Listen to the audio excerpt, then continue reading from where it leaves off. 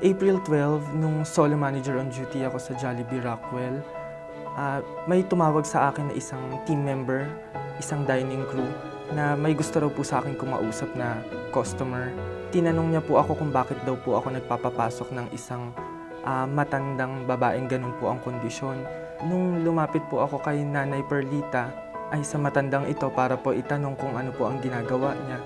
Sinabi niya po sa akin na may hinihintay lang po siyang tao na imimit niya po sa gabing iyon. Sir Rab found out that Lola Perlita Istures, aged 76, was from Angat, Bulacan. She has no family and suffers from bone cancer and complications in her kidney. She was waiting for a doctor, the daughter of a friend who lived in the Rockwell area. Lola Perlita was promised 15 sessions of spinal treatments scheduled for Tuesdays and Saturdays until the completion of the entire treatment. Ang sabi niya po sa akin, sa unang diagnosis niya po, since first time niya pong lumuwas dito sa Maynila, dahil nga po may nangako sa kanyang isang taong magbibigay ng gamot, na pag-alaman daw pong may pinagdadaanan po siyang bone cancer. Sir Rab brought Lola Perlita to PGH for a checkup, where they were able to confirm the diagnosis in her kidney and have the prescriptions validated. He then started a Facebook campaign to seek out any financial assistance for Lola Perlita's condition. Thankfully, several pledges came in from people who wanted to help. Ang naramdaman ko po kasi noon yung sense of urgency. I mean,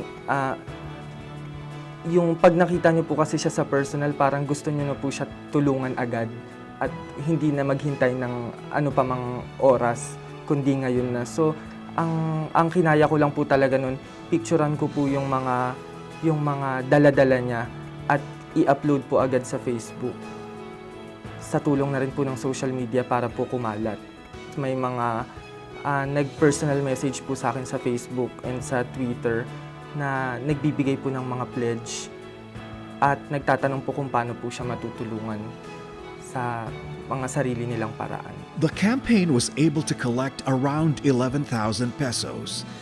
The amount received paid for Lola Perlita's medication with a portion used for her radiation treatment. Kasi po hindi rin po siya tumatanggap ng pera ayaw niya po talaga ng pera. Sa tuwing ino-offer po namin, ang sinasabi niya po, samahan na lang po siya bumili ng gamot. Lola Perlita showed her gratitude by sometimes bringing pasalubong such as kamote, mangoes, or peanuts whenever she dropped by the store. Sir Rab continued to check on Lola Perlita even after her treatment was over.